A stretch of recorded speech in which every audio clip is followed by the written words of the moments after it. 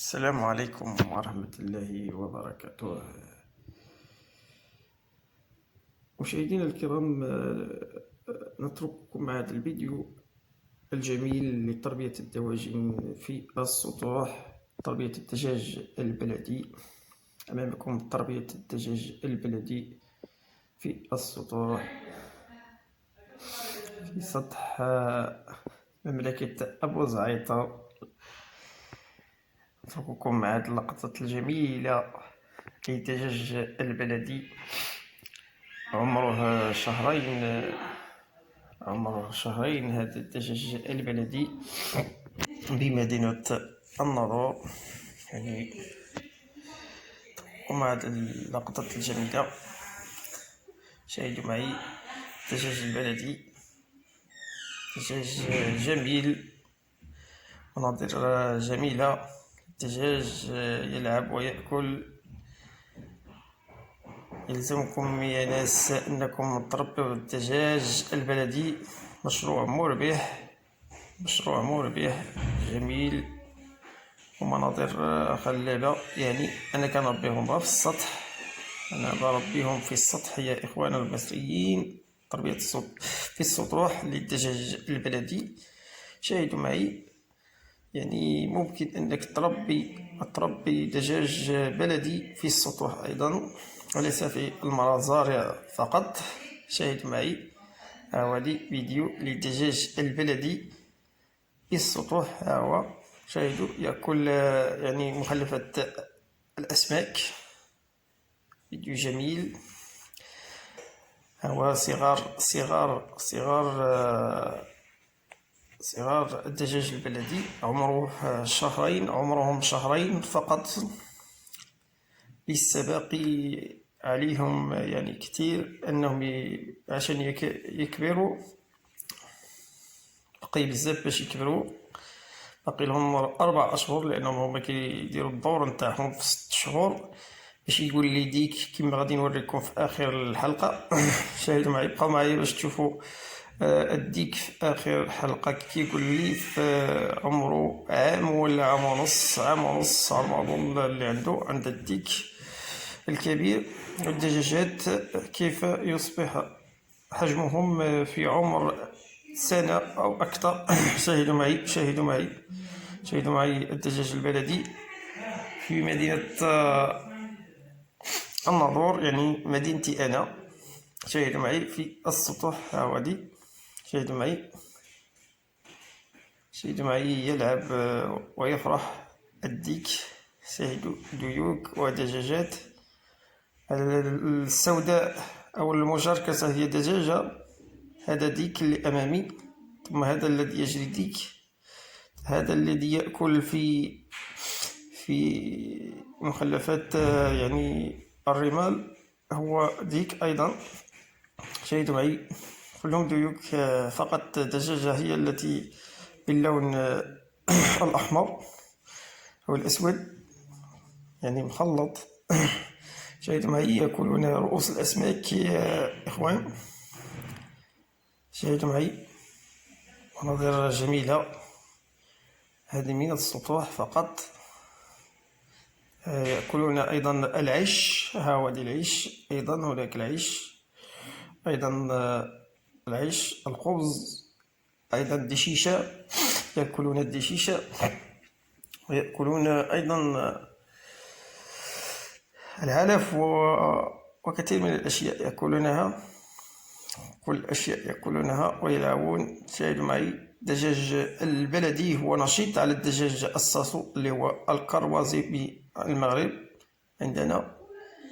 ودجاج الكروازي هو يكبر بسرعة، ليس مثل هذا الذي دورته تصبح أصعب وأطول من دورة الصاصو. شاهدوا معي ينقبون في الخنش اللي هو الذين أكياس الطحين الدقيق. شاهدوا معي جميل مناظر جميلة. أدعوكم للبقاء معي حتى نهاية الفيديو عشان تشوفوا أكبر ديك عندي هنا مزرعتنا المتواضعة في السطح المنزل. شاهدوا معي، شاهدوا معي يا ناس، شاهدوا معي. هذه فيديو للدجاج البلدي. على ما أن أشتري الدجاج الكروازي وأصور لكم وأمتعكم بالدجاج الكروازي أيضا. شاهدوا معي، هذا دجاج بلدي فقط أعمله في تلك المنطقة التي ترونها الآن أمامكم.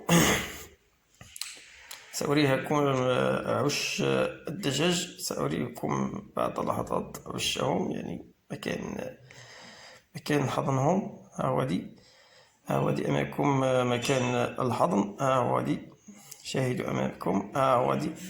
هاودي كي يظهر أمامكم قليل فقط. سأخرجه بعد لحظات، سأخرجه لكي تشوفوا. إذا الآن أترككم مع اللحظات الشيقة من تربية الدجاج البلدي بمدينتي اللي هي الناظور.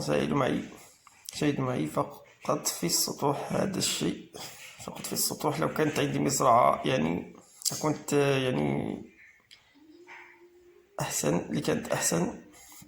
شاهدوا معي.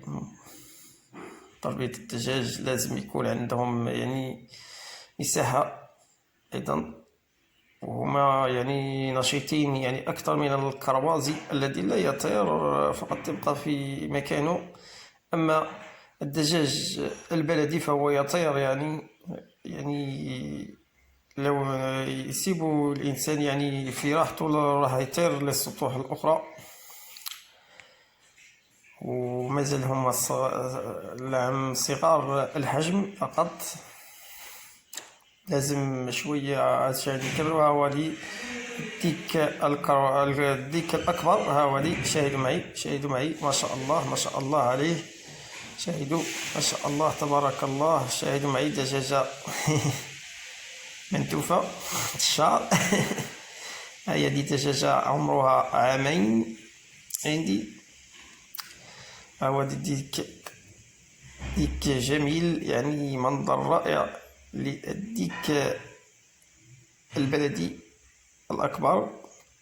هذا هو أب هذا الفلاليس الذي أو الكتاكيت التي أمامكم. هاودي مكانهم، مكان الكبار في الآخر ومكان الصغار هنا أمامني. نترككم مع هذه اللحظات الجميلة. فقط استمتعوا يا إخوان، يا مصريين، يا مغاربة، يا تونسيين، يا جزائريين، يا كل الوطن العربي. شاهدوا هذه الدجاجة عمرها أيضا عام ونصف أو أكثر. شاهدوا معي.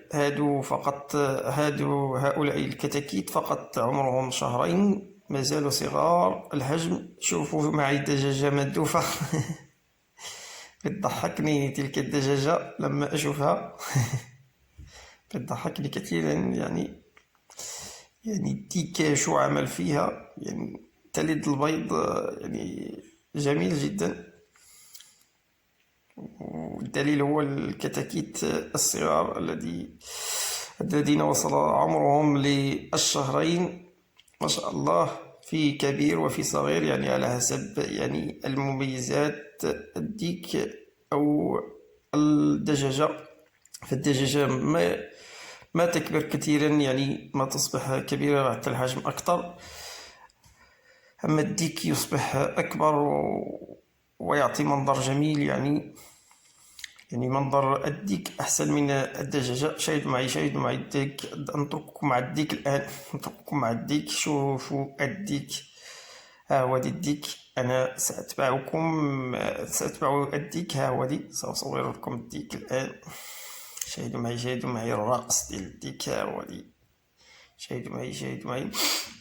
هاودي يرقص. هاودي يريد الدجاجة الآن. هاودي شاهدوا معي. منظر جميل. هاودي يريد الدجاجة الآن. هاودي شاهدوا معي يا إخوان يا مصريين. شاهدوا معي. هاودي يريد الدجاجة. لو كان ما كنتش أنا أمامه لكان يعني كان عملته. شاهدوا معي. هاودي فيديو جميل لتربية الدواجن الدجاج البلدي أمامكم. شاهدوا معي، شاهدوا معي، شاهدوا معي. الدجاج البلدي بمدينة الناظور، يعني مدينتي أنا. أحسن ديك يعني عندي في السطح يعني، وهو الوحيد اللي عندي يعني أكبرهم يعني ما عنديش دويك أكتر. كان عندي ديك آخر يعني انكسر رجله يعني وجعلته يعني ذهبت به إلى السوق يعني وأزلته يعني. شاهدوا معي، شاهدوا معي، شاهدوا معي ديك البلدي. يلا يا إخوان، آخر اللحظات مع هذا الديك الجميل. يلا يا إخوان، نتمنى أنني نكون أفدتكم بهذه المعلومات وأفدتكم بهذا الفيديو ويكون عجبكم، ولم تمر هذه اللحظات عليكم يعني مرور ثقيلة. يلا، دمتم في رعاية الله، وإلى اللقاء في فيديو آخر إن شاء الله.